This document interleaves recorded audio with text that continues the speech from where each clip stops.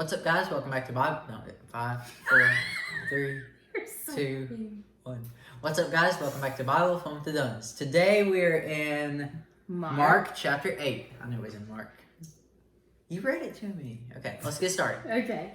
So, we are still, remember we picked up yesterday from Jesus speaks to the Gentile woman, the Syrophoenician, and he talks to her where it's surprising, but he's just trying to point out the crazy way that the people treat people who are not Jewish. And he heals her daughter. So we know that they're still on the Gentile side.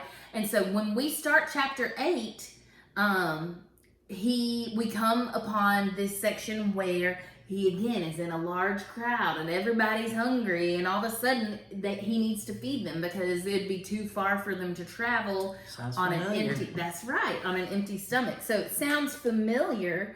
And so what does he do? He looks around. What kind of food do we have? Oh, look, we have a few loaves of bread, and we have some small fish. And he multiplies it, and this time he feeds the 4,000.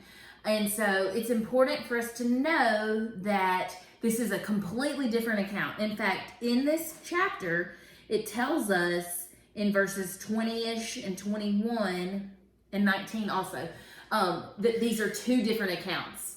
And so that's important. We're going to talk about that in just a second.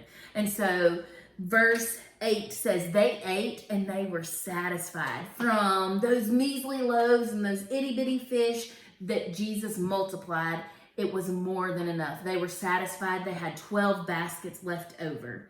Then we have the disciples who are on the boat and they're traveling, and they find themselves stuck on a boat, and they're with Jesus, and they have one loaf of bread.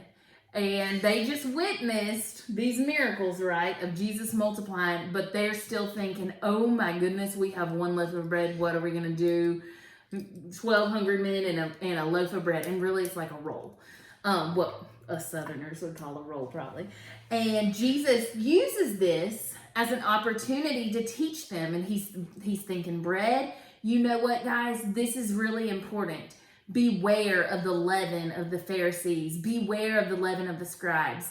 And so this is where it's kind of important for us to be like, Google, what is leaven, if you don't bake. And so leaven is what is added into bread to help it to rise. It's yeast. Yes. But it just takes an itty bitty bit to affect the whole batch, to affect the whole loaf of bread. And so what Jesus is showing them, they're still thinking in their earthly terms. They're still thinking, we have one loaf of bread, we're gonna starve, oh no. When they just witnessed the multiplication of food, they just saw God took care of them. And so Jesus uses every little moment of life as an opportunity to point people to himself and to point people to the Father. And I get it. He's a little bit frustrated in verse 21. He's like, don't you understand yet?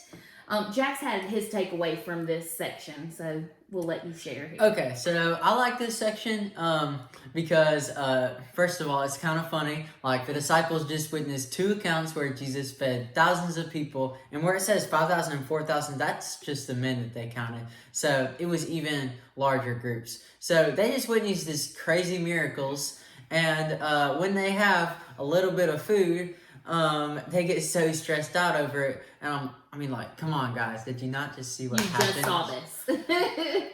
But anyway, so Jesus emphasizes his question, and he says it a couple times. He says, don't you understand yet? And he's telling them, okay, so when he was feeding all these people, it wasn't just for those people. It was also a very good teaching opportunity for his disciples, as we'll find most things that Jesus did are. So he's showing them how he cares for everybody and how he takes care of them and provides for them. And he's like, guys, did you not just see what I did? I'm going to do the same for you. I will provide. And God still provides for us to this day. That's and right. Always has and always will. That's right. Jehovah Jireh, God will provide. Okay, and so if we are looking at Jesus's character, if we are looking at how he lives his life, and we want to be followers of the way, He takes everyday moments. He takes every opportunity that he has. He knows his time is limited, and he takes everything and points it to God. He uses it as an opportunity to point others to God. So if we are to be followers of the way, let's do that too. Let's take these opportunities where we're having a conversation, we're doing daily tasks with someone, where we can use that as, by the way, do you see how this points to God? Use it as a way to teach others and to point others to God. How can you turn those everyday conversations, how can you make them go deeper? And we see Jesus's example of that.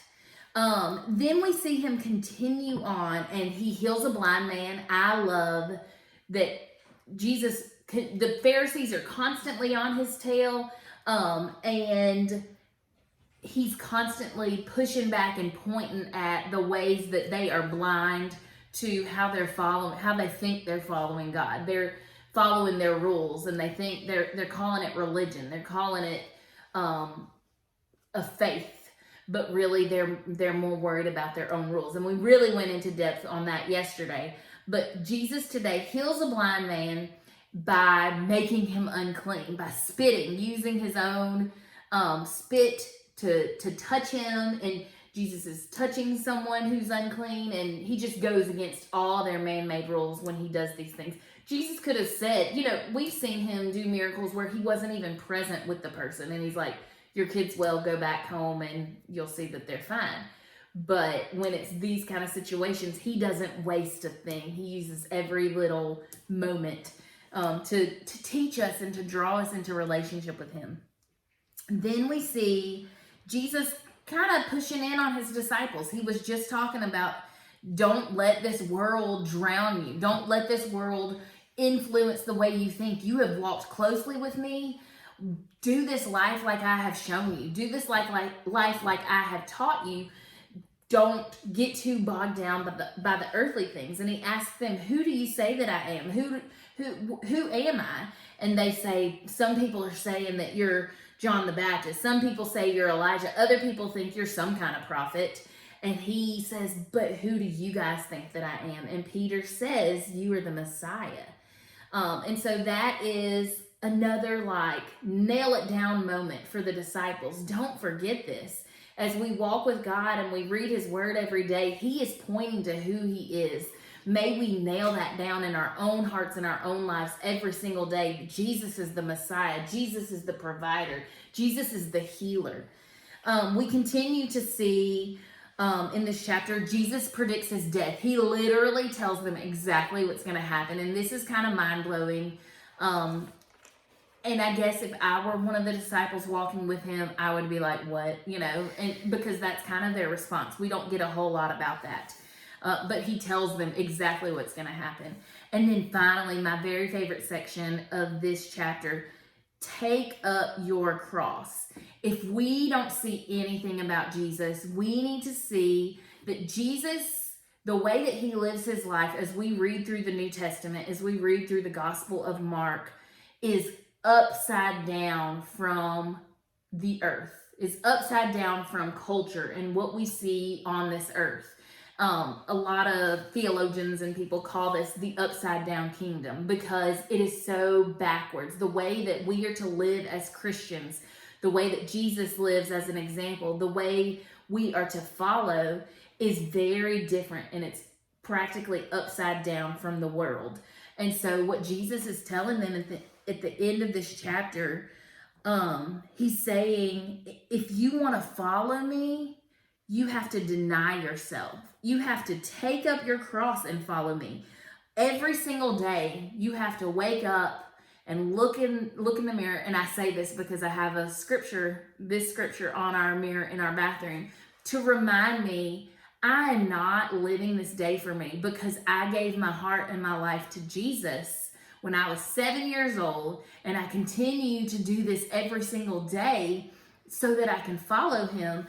But I have to remind myself, this is the way that I'm supposed to live. And I remind myself by reading his word. I remind myself by joining with my small group. I remind myself by joining with my faith family, my church.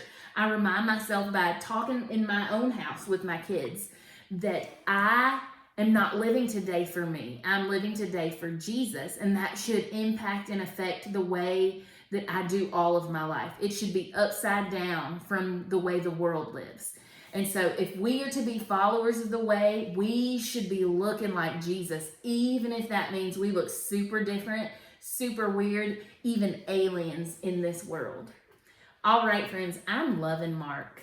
I can't wait to get to the next chapter, and we thank you for joining us today. Bye. Bye.